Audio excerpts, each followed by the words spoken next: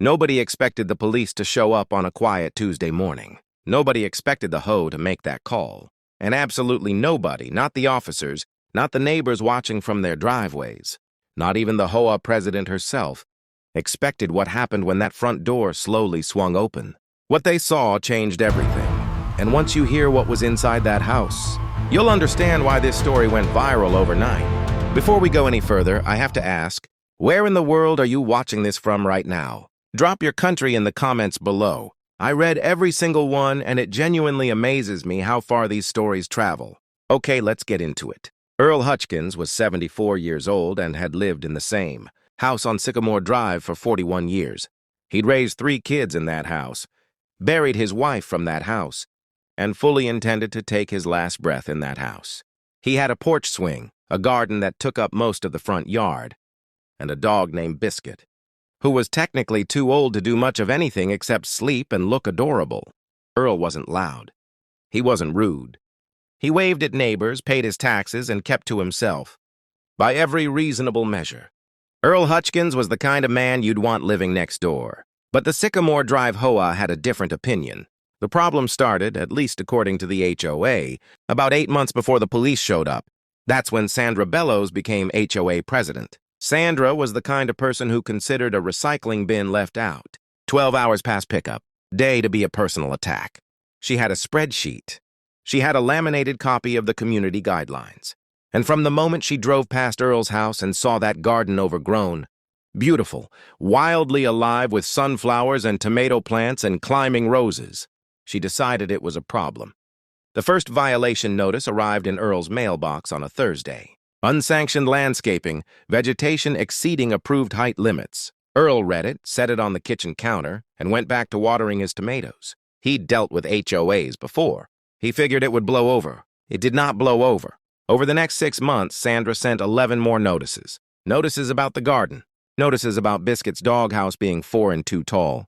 A notice about wind chimes. A notice, and this one had Earl genuinely laughing out loud about the color of his porch swing cushions, which Sandra claimed were not within the approved color palette for outdoor furniture. Earl's daughter, when he told her about that one over the phone, was considerably less amused. Here's what nobody on that street knew yet. Nobody knew what Earl had been doing inside that house for the past 3 years. Not his neighbors, not Sandra, not even his own kids. Not entirely. And that detail, that secret, is the reason this story goes somewhere nobody saw coming. Sandra called an emergency HO board meeting in month 7. She presented her spreadsheet. She showed photos. She had timestamps.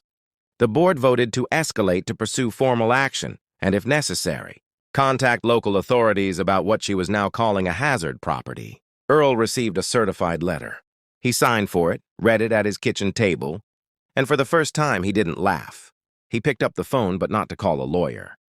He called his grandson, Marcus, who was 26, sharp, and had just finished a degree in urban planning. "Come stay with me a few weeks," Earl said. "I might need a witness." The morning the police came, it was cold and gray, the kind of morning that makes everything feel more serious than it might otherwise be. 2 officers arrived in a patrol car just after 9. Sandra was already outside in her driveway, arms folded, wearing a look that suggested she considered this her personal victory lap. A few neighbors had drifted out onto their porches. Biscuit barked once from inside, then went quiet. The officers knocked, waited, knocked again, and then the door opened. What the officers saw stopped both of them mid-sentence. One of them actually took a step back, because Earl's house, every visible wall, every surface, every corner that they could see from that doorway, was filled floor to ceiling with what looked like an unbelievable, impossible amount of documented history. Framed photographs, blueprints, laminated maps, stacked binders with labeled tabs, handwritten logs going back decades. And in the center of the living room, on a large folding table, was Marcus, laptop open, documents spread across every inch, looking completely unsurprised to see them. "Good morning," Earl said, calm as anything. "Come on in. We've been expecting someone." Here's what Earl had been doing for 3 years inside that house. He'd been building a case, not against Sandra, not exactly, though that was coming. Earl had spent 3 years meticulously documenting the history of the Sycamore Drive HO. Every bylaw change, every meeting minute, Every fee increase, every enforcement action. And what he found, what he and Marcus had spent weeks organizing, into a formal complaint was extraordinary. The HO had been operating without a valid state registration for over 2 years, meaning every fine they'd issued was legally unenforceable. More than that, the approved color palette Sandra had been citing in her violation letters. It had never been formally adopted by the board. It existed only in Sandra's head, and on a document she'd created herself, without a vote. Earl handed the officers a manila folder. Inside was a 30-page documented report already filed with the state Attorney General's office, the county clerk, and a housing rights nonprofit that had, as of 2 days ago, agreed to take his case pro bono. One of the officers looked at the folder, then at Earl, then back at the folder. "Sir," he said slowly, "we were called out here for an unsanctioned garden." "I know," Earl said. "And I'd love to show it to you." Best tomatoes on the street.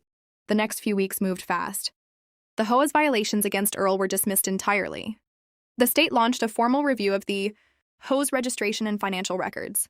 2 board members quietly resigned, and Sandra Bellows, who had once sent a certified letter over wind chimes, found herself on the receiving end of a formal cease and desist. But here's the part that nobody expected. The second twist that made this whole story something else entirely. When the housing rights organization started digging, they discovered that Earl wasn't the only one. There were 14 other residents on Sycamore Drive and the surrounding community who had paid fines to this HO over the past 3 years.